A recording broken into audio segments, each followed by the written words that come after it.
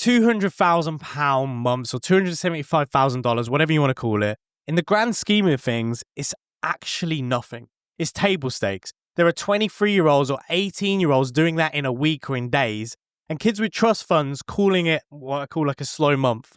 And you know this because the internet reminds you daily of it. But you've got to remember, they didn't start where you started. So what I'm going to talk about today is what running a £200,000 a month agency or $275,000 really teaches you. Okay, so the first thing you start to realize when doing these months is there's a weight of winning. Success doesn't really announce itself, okay? It radiates. It changes your molecular structure. The way you occupy space, the way silence bends around you. And I'm going to explain what this means because it might seem a bit fugazi-fugoozy. And the thing that I always say is when you walk in a room, people feel it. There's like a weight. And even if they can't name it, it's just there, okay? And when you've built something real, fought real wars, carried real weight, it shows, okay? And not in what you say, it's in what you don't need to say. Your presence carries this aura, this echo of every impossible decision you've made, and then you've then survived it. And the weight isn't something you carry. It's actually something you become. It's not some sort of weird trauma, okay? And people make this up and think this is what it is. Every crisis survived is going to add density to you. And every impossible month conquered changes your gravity. And people feel this before they speak to you, that you're operating on some sort of weird, different pressure system. And you start getting questions. You might start getting this early on as well. They ask, like, what do you do? Like, you give them breadcrumbs. You might say, like, I run an agency. But they know something in your stillness tells them you're underplaying it. Something in your eyes, the way you dress and the way you carry yourself. You've seen things that they can't imagine and you don't flex. And you don't really need to. The weight does it for you, okay? And this is what winning costs. You become heavier while moving lighter. So the next thing is there's like this hidden tax, okay? And this isn't tax paid with money. It's paid with like a wavelength. You start operating on a different frequency. Only other operators in that same revenue number can hear and feel. Everyone else, they just feel distant, okay? Your old friends say, well, Aerosol, you've changed. And the honest truth is they're right, but not how they think it, okay?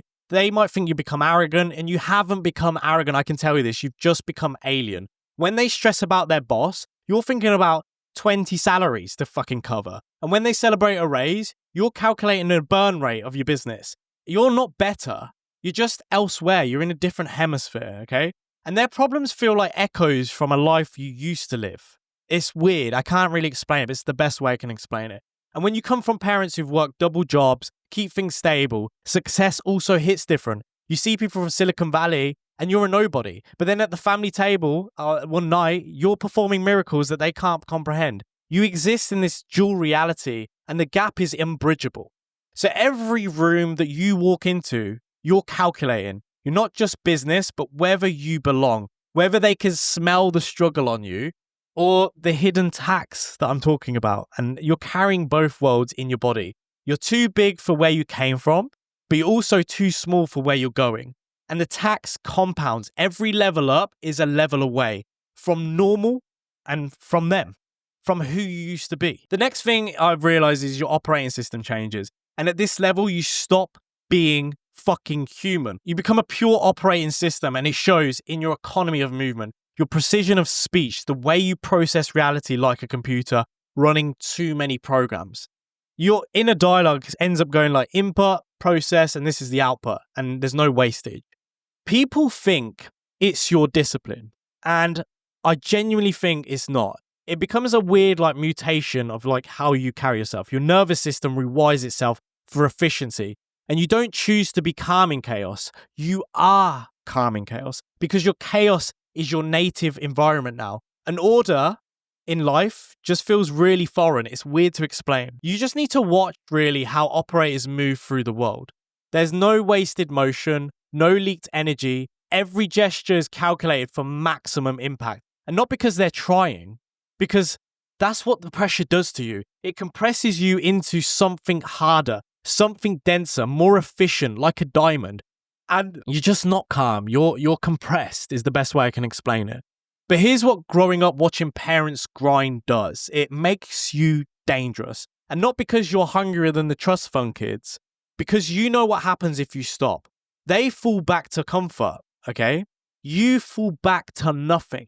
And that energy people will feel, it's not confidence, it's desperation that learn to dress well. And the honest truth is they sense it, that you're running different software, that you've optimized the past human, and it's in your pauses.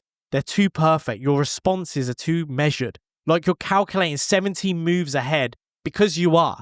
And the system works. And that's the horror of it, okay? It just fucking works. And that's what happens when you operate at this revenue number. And when you get further than that, I'm sure it's different. But the next thing I've realized is presence over performance. And here's what, in my opinion, scale does to presence. It splits you. Your body attends, but your mind calculates constantly. Your soul is running different scenarios 3 moves ahead. Present, but I'm not here. But like not present is the best way I can explain it. And you know what gives it away? There's a lag, okay? Someone asks you a question, and there's this like microsecond where they see you downloading shit, like a ChatGPT downloading the answer for your prompt. £200,000 plus month, they're not an achievement, and it's not. It's just velocity. And when you're moving at that speed, being present feels like slamming the brakes. So you don't. You just perform. You perform presence while your real self like stays in motion, if that makes any sense. And they're talking about weekend plans as an example. And I'm like thinking, how can I restructure the acquisition system or the processes for hiring? The tell really is in the stillness. Normal people will like be fidgeting, and you don't, because movement is data and it's wasted energy, and you're already processing too much. So you go still, like unnaturally still, to be quite frank. Like a predator that's conserving energy before like pouncing on its prey. They ask if you're okay, and you are. You're just occupied. But things that they can never ever see, wars that they don't even know you're fighting, empires that you don't even know that you're building, and your presence is a courtesy, and your real self is in the machine. And the final thing is that a big unspoken truth, in my opinion. And the truth is, you can't turn it off. The energy, the weight, the frequency, it's not something you do, it's something you become, okay? And you wanted to be him, like I did. I wanted to be that person.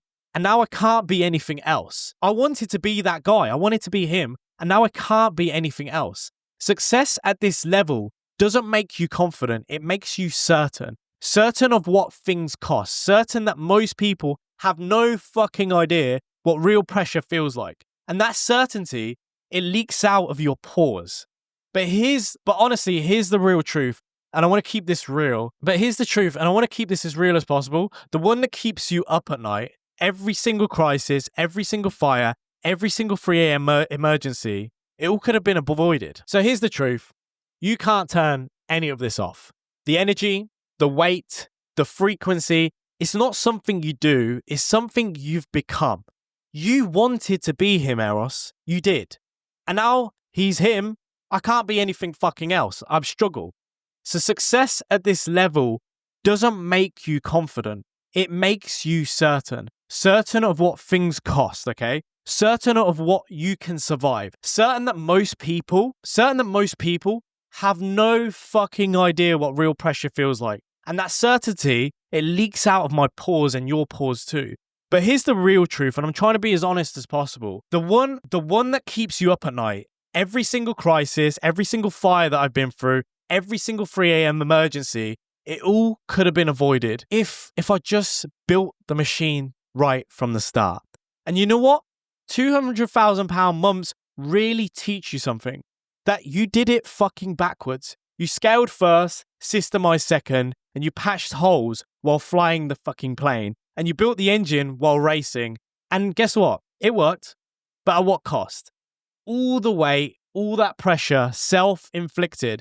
And if I could burn it all down and start over, I'd build the systems first. The SOPs, the processes, the frameworks, before the first client, before the first hire, before the first fucking invoice.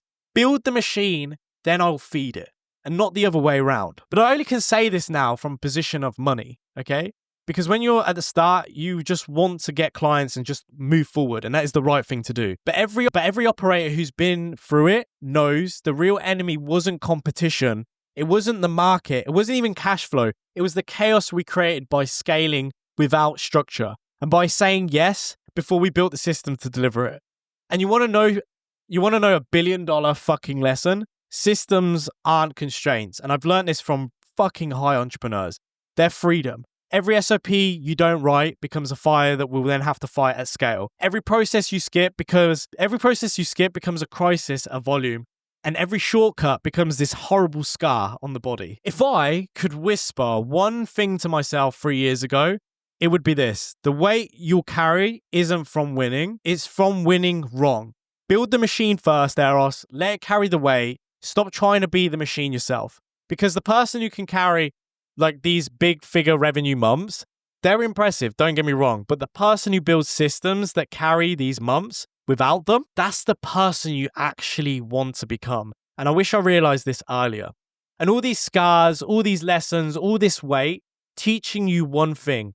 Do it right or do it twice. And I'm going to leave you with this. Some of us can't afford to do it twice. So just get it fucking right.